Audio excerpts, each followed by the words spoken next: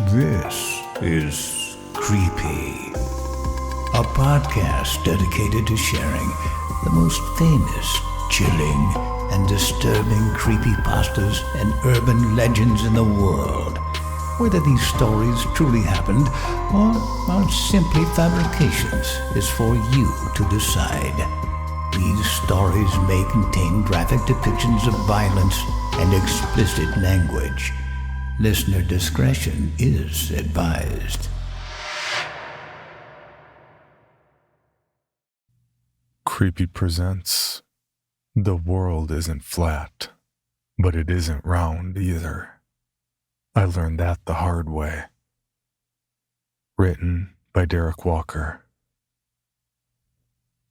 10 years ago, I pulled my wife's scorched, lifeless body out of a Florida swimming pool.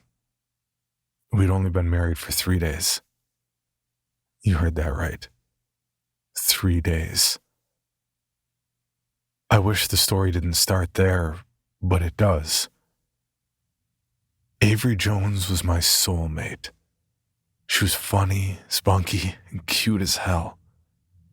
I was so deeply, ridiculously in love with her, and for good reason. She was way out of my league.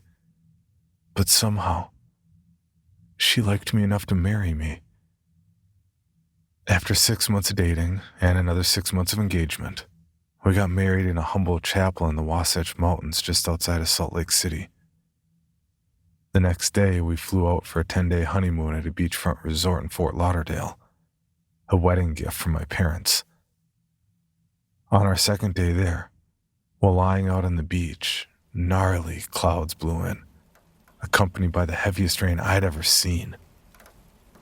We laughed at our luck, packed up quickly, and ran with the rest of the beach and pool goers towards the hotel. "Come this way," Avery said, pulling me down a narrow stone path through the landscape to a secluded cave installation under a bridge. Laughing hysterically with the help of our rain-diluted Mai Tais, we shed our dripping wet clothes and towels and sat down on the pool chairs in the cave.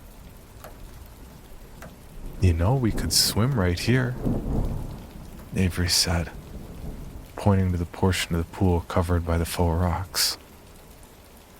I pretended to think it was a bad idea, then tackled her into the water. We splashed and wrestled around for a few minutes by ourselves, the heavy rain clapping outside the cave. After a few minutes, I hopped out and grabbed a couple dry towels from a nearby chair. I kicked my feet up and sat back, sipping my drink. Avery began an interpretive, synchronized swimming routine in her bright blue bikini. She whipped her auburn hair back and forth and swung her hands above her head with effortless grace. Even though she was joking, I was mesmerized. She was mine. I was hers. It was surreal. But then I got a feeling, a horrible feeling, one that said disaster was imminent. I didn't say anything to Avery, though. Since I prided myself on being rigidly pragmatic, giving credence to a feeling on only our third day of marriage seemed like a bad idea. Whether it was a premonition or not, lightning struck the pool with a deafening crack. A deadly shockwave surged through the pool, killing Avery instantly and shooting me back against the rock wall. Once my hearing and sight returned, I saw Avery floating face down in the pool, 20 feet away from the cave. I yelled for help and jumped in. Hotel staff ran over, and together we got her out of the pool. Medical staff arrived shortly thereafter, and then an ambulance. She was pronounced dead on sight. The next day, we flew home. One of us seated in coach, the other in a body bag stashed below deck. I fell into a funk after the funeral and never recovered. I was convinced Avery was my soulmate. So when she died, the world fell out of working order. Nothing made sense anymore. I never dated again, nor had any interest in women, or people for that matter. I took a job in Texas, bought a townhome, and quickly got into a routine. I talked to my parents occasionally, but only returned home maybe 3 times over the last 10 years. Not a day goes by that I don't think about her. Hell, not even an hour. As our 10th anniversary approached, the data analytics firm I worked for was bought by another company and I was let go. Though I was initially pissed, my tune shifted once the generous severance check came in the mail. The night the check came, I drank a lot and stumbled through Avery and my wedding album. Sometime around 1 a.m, I made a decision. I decided that a decade of mourning was long enough. I decided that the next 10 years of my life weren't going to be steeped in self-pity. I would make something of myself. I'd read books again. I'd make videos again. I'd make friends. I'd pick up the guitar. The next night, with a drink in hand and money in the bank, I sat down at my desk and developed a plan with the vague goal of getting out of the country for a little bit. Somewhere around 2 a.m, I fell into the rabbit hole called the Flat Earth Theory. I spent the next 3 hours reading and watching YouTube videos. For some reason, it all got funnier and funnier as the night went on. I didn't accomplish much that night, but by the next night, I had a solid plan. Over the next couple months, I sold my townhome, bought a camera, and booked an around-the-world trip and 5 flights. My objective was to document my travels and prove once and for all that the world was round. For the 3 weeks before my trip began, I moved back to Salt Lake City with my parents, who were surprisingly supportive of the endeavor. In my first video, I explained the rules. I would travel east until I made it back home. I would have a compass on me at all times. I would be awake and alert at all times of travel. Anyone who is staunch enough in their belief that the world is flat will likely think I'm faking the whole thing. But that wasn't really the point of the trip. I was trying to become a new man, remember? The day before I left, I was feeling nervous and oddly existential, more so than normal. This was big. Traveling around the world by myself. I never dreamed I could have done something like this, especially since Avery died. Part of me was proud of myself. The other part of me was questioning what the hell I was doing. Whatever it was, I decided to leave something behind to commemorate my existence. I stayed up late scrolling through thousands of pictures and ultimately choosing 4 for print. Avery and me on our wedding day, my cousin and me on skateboards, my parents and me last Christmas, and a horribly awkward picture of me standing by myself outside of my Texas townhome. I rolled the pictures up tight, stuffed them in a dry Guinness bottle, then took the bottle and a shovel up the mountain behind my parents' house. About a quarter mile up the hill, I found a nice clearing amongst the scrub oak and dug a hole 2 feet deep. With my headlamp, I could see Avery's eyes peering at me through the thick brown bottle. I cried for a good 5 minutes, then tossed it into the hole. I covered it the best I could and returned home to get a couple hours of shut-eye before flying out. My dad drove me to the airport the next morning. I flew from Salt Lake to New York to Amsterdam, Amsterdam to Shanghai, Shanghai to Los Angeles, then Los Angeles to Salt Lake. I'm intentionally not getting into too much detail about the trip itself, because that's not really the point of me telling this. Okay. I'll indulge a little bit. How long did the trip take? A little over a month. I spent about a week in each place and 3 days in LA. Did I have fun? Hell yes. at the time of my life. I realized that being away from the drudgery of my routine allowed some of my old self to reemerge. My pre-lightning strike days. I made friends. I was funny. I was charming. It was a little weird, honestly. Was it good for me? Other than what I'm about to tell you, yes, it was fantastic. I truly feel like a changed man. Did I gain a following? I actually did. I didn't go viral or anything, but as of this, I have about 50,000 subscribers. Most think the flat earth theory is BS, but some are believers.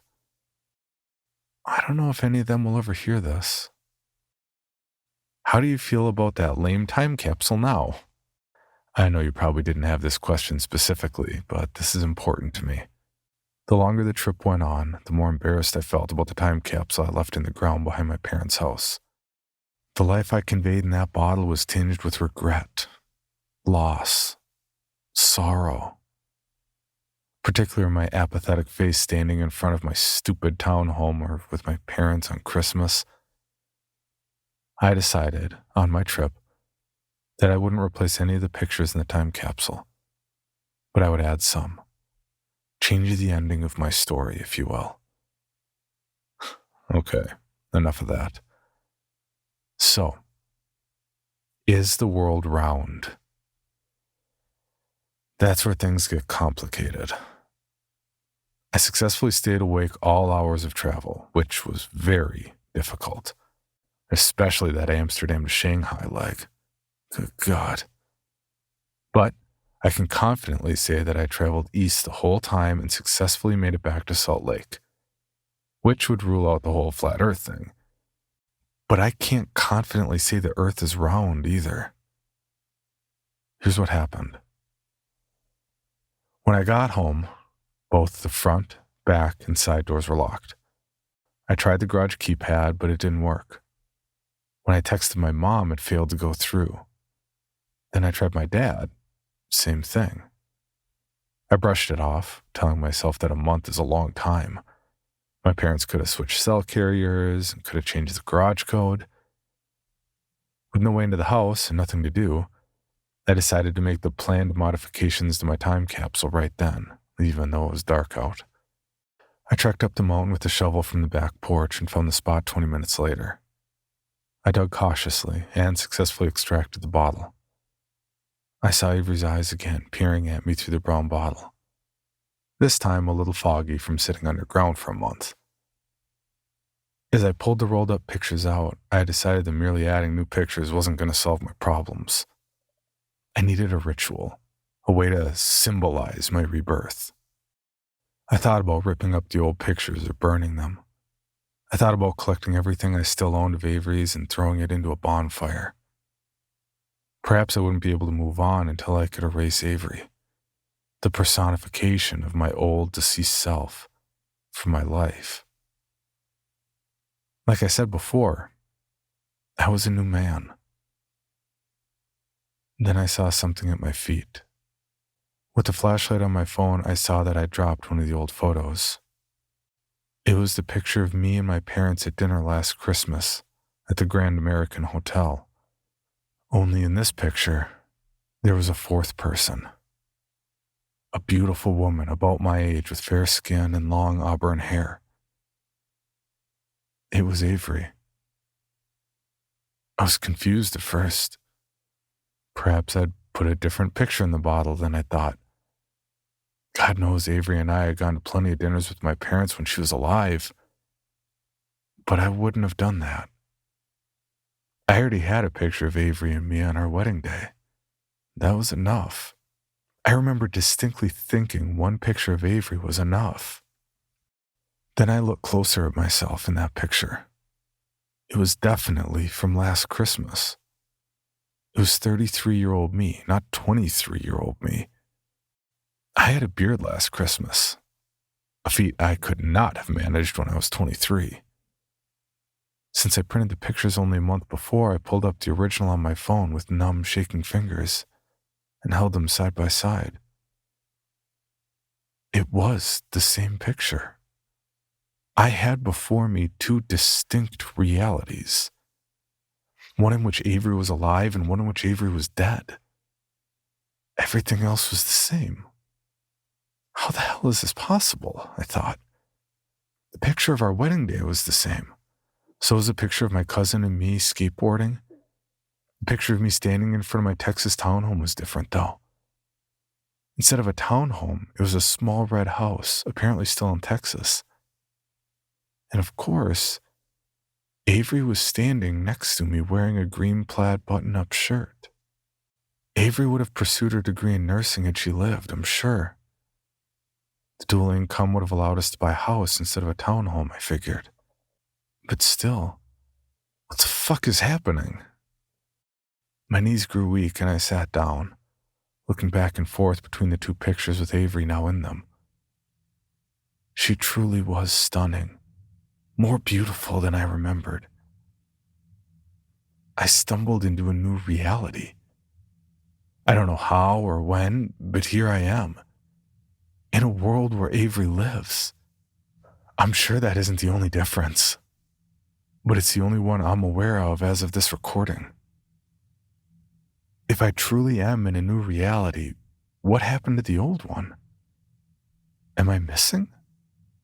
Did I get duplicated? Did that old reality disappear? I laid on my back in the crunchy snow and closed my eyes. Where do I go from here? A pair of headlights flashed through the aspen trees and I sat up abruptly. A car was pulling up the driveway. I shuffled my way down the snowy banks close to the house. I remained perched there for about 5 minutes before the kitchen lights clicked on and I saw 4 people emerge. 2 of them were my parents, looking the exact same as they did in the other reality. Then in walked Avery. Then, in a moment even more unsettling than seeing Avery alive, I saw myself enter the room. My heart was pounding. Other me was wearing the same outfit I'm wearing today, even sporting the same scruff. The only difference was a little bit of gray hair above his ears. I slid further down the hill to get a closer look. For a moment, a long moment, I forgot about my replica and watched Avery. She was gorgeous in person. More gorgeous than in pictures. She'd always been that way.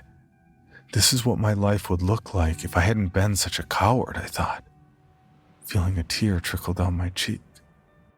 The 4 of them talked and laughed excitedly, eventually shedding their coats and moving to the front living room. I climbed down the rock wall and ran around the front of the house, hiding behind a group of pine trees near the front stairs. My dad left for a couple of minutes and returned with a bottle of wine and 4 glasses. I fell deeper into a daze watching them, mostly Avery. They had a great time chatting for at least a couple hours while I sat like a fool between the pines, my toes and hands freezing. She was so effortlessly charismatic, so charming. The way she talked with her eyes, the way her teeth flashed when she smiled, the way she leaned in when she was engaged. Everything about her was perfect. What I wouldn't do to steal this man's reality. I watched other me and Avery say their goodbyes and exit through the kitchen. Their car door slammed shut and I realized I was going to lose them. In my reality, I was living at home while I did my around-the-world trip. Where would I have lived if I was still married to Avery? We had always talked about returning to the Salt Lake area eventually. Maybe they did it. As they rolled down the driveway in their 2019 Honda Accord, nice choice, I ran to the side of the house and found an old bike from my childhood rusted against the wall. Both the tires were flat and the front brakes didn't work, but since my parents lived way up in the mountains, wherever other me and Avery were going was downhill. Even though I went as fast as I could, they were long gone, obviously. My 25-year-old junkyard bike didn't stand a chance, but I kept going, rolling past the church, the junior high, then through the Oak Hills neighborhood, all while racking my brain. If Avery and I were still married, where would we have lived? It wasn't a fair question to ask myself. After all, we had known each other for a little over a year and had only been married 3 days when she died. In this other reality, other me and Avery had been married 10 years. That's a lot of time to know someone. People change, opinions change, circumstances change. I can't read the other me's mind, so all I could do was hope for a miracle. As I was about to turn the corner onto Orchard Drive, I saw a pair of taillights in a driveway off a side street, Fair Oaks Drive. Of course, I thought. Avery and I talked about renovating an old home on Fair Oaks one day. But man, that was one conversation when we were engaged. Impressive that we pulled it off. My vision was blurry from biking almost a mile downhill in freezing temperature. But as I got closer to the house, I recognized the car to be theirs. I snuck around the back of the house where I had a view of the living room and kitchen. I smiled looking at the mostly renovated home. Pictures of Avery and the other me lined the walls. There was even an old stand-up piano in the corner, just like the one Avery had always talked about. I found a little slice of heaven. This is everything my life would have been had I acted on that inner voice to pull Avery out of the water 10 years ago. Instead, I'm a depressed bum living with my parents. They made their way into the kitchen and took off their coats. Other me started on the dishes and Avery sat on the couch, eyes glued to her phone. I figured they were exhausted. It was after midnight after all. After a minute, Avery stood up and walked down the hall. I ran to the other side of the house to try and get a view of her. But as I turned the corner, the outdoor security light came on and I ducked down in some bushes. Other me put the dishes down and walked to the back window to inspect. Then I heard a crash from inside, where Avery was. Other me jerked around and then stopped in his tracks. Go help her, I thought, you cowardly bastard. I returned to my original post in time to see Avery stomping down the hallway and into the kitchen. She was red-hot furious. She walked right up to other me with a piece of paper in her hand. I couldn't hear exactly what she said, but she screamed something and threw the paper at his face. Other me put his hands up as a weak defense. What did you do to Avery this time? As other me tried to explain whatever was on that paper, Avery grew more furious. She paced to the kitchen and barked something else, then picked up a glass other me had been in the middle of washing and threw it across the room, shattering on impact. Who the hell is this woman? Other me continued to speak calmly in defense, but there was no slowing Avery down. She grabbed a picture off the wall and threw it hard on the ground, the wooden frame crunching. Other me backed away slowly, moving to the other side of the kitchen island. Then, Avery pounced. She ran at him with unrestrained vengeance and shoved him hard against the kitchen cabinets. He held his hands out again, pleading for her to calm down. She grabbed a plate from the sink and swung it at him, but he moved out of the way and it shattered violently against the cabinets behind him. This only made her madder. She shoved him again, then clawed at his face. Other me got tangled in his feet and stumbled against the fridge. She slapped him hard against the side of the head and he yelped in disbelief. Again, he begged for her to stop, but she didn't. She hit him 3 more times in the face while he slumped to the ground. After the third hit, one of his eyes was already swollen shut and blood streaming down his face. Avery walked to the other side of the kitchen island, and I breathed an audible sigh of relief. Avery, the girl of my dreams. The girl that made all my friends jealous. The girl I had on a pedestal for the last decade. A monster. I know that we tend to forget people's negative attributes after they've passed. But there was not one violent bone in Avery's body when I knew her. Not even an aggressive one. She was sweet, kind, loving. Not like this. Not at all. What happened to her? As I watched the other bruised and bloody version of myself weep on the kitchen floor, my world crumbled. All this time, I had hated myself for not listening to that voice, for not pulling her out of the pool and saving her life. If only I had done that, we could have gone on to create a beautiful life together, finish school, build careers, buy a house, get a dog. We do it laughing and playing the whole time like two kids in love. I'd be complete forever.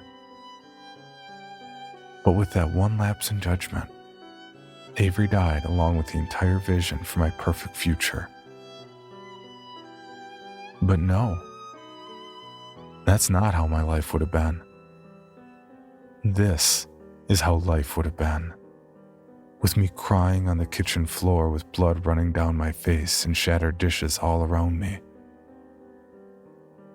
Is it possible that my reality, the one I came from, was the better life?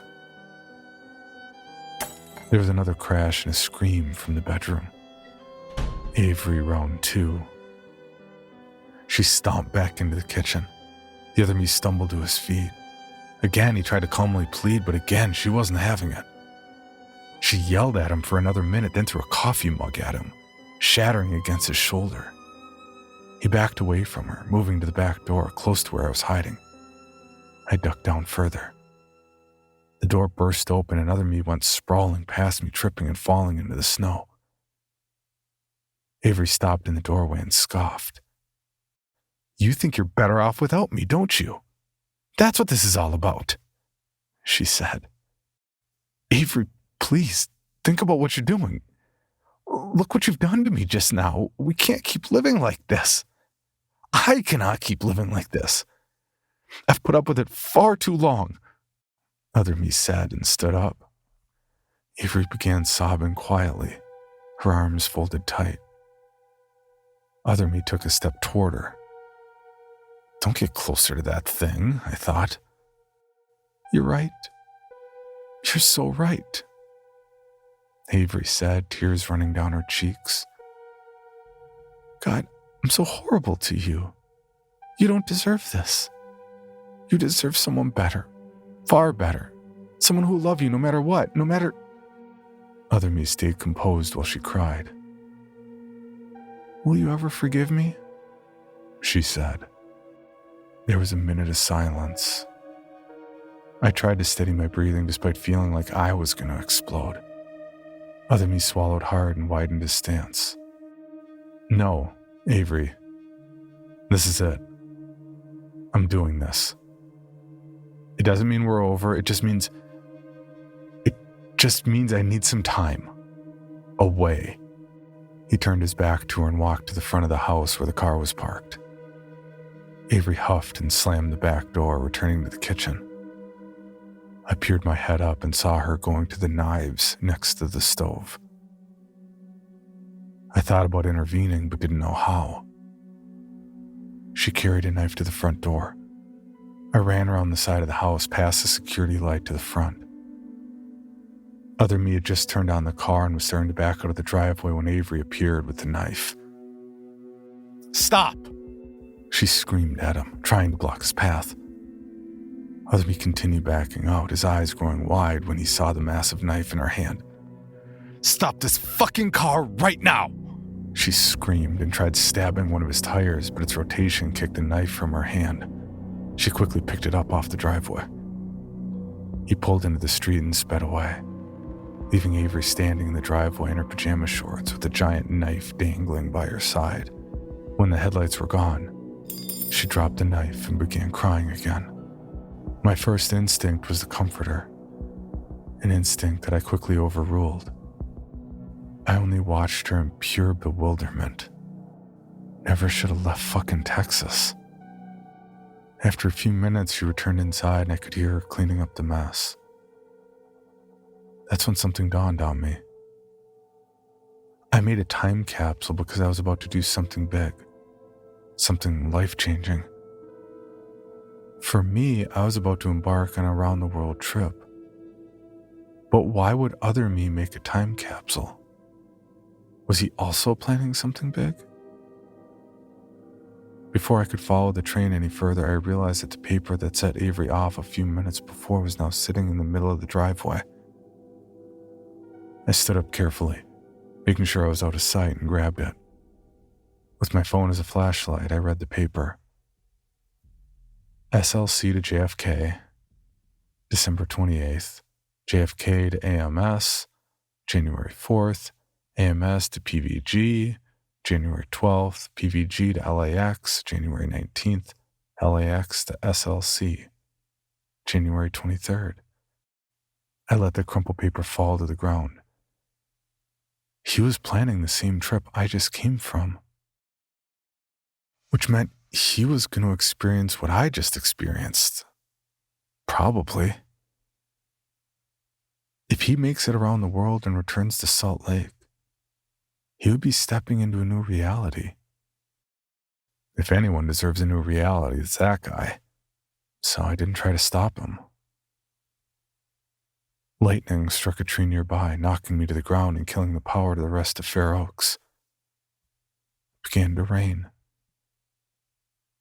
I walked to Orchard Drive and followed it to Dee's, the only 24-hour diner on this side of town. I'm recording this on a borrowed laptop in a booth that Avery and I had occupied many times when we were younger. I don't know what happened to the reality I came from. If I'm now missing or dead or what. I don't know what will happen to other me if and when he makes a trip around the world. I don't know if there are other me's planning around the world trips too, thereby disrupting who knows how many more realities. How many other realities are there? Infinite? Frankly, I don't even know what will happen to this post once I publish it. I assume it'll be trapped in this reality forever. But who knows how this works? Just a few hours earlier, I smugly thought I'd figured out the answer to the embarrassingly juvenile question, is the world round? My cab just got here, so this is the end of the line for me. There are plenty of unanswered questions here. Questions I hope I'll eventually find answers to. All I know now is that I don't like the reality I came from, and I don't like the reality I'm in now. So there's only one way to go. See you in New York, other me.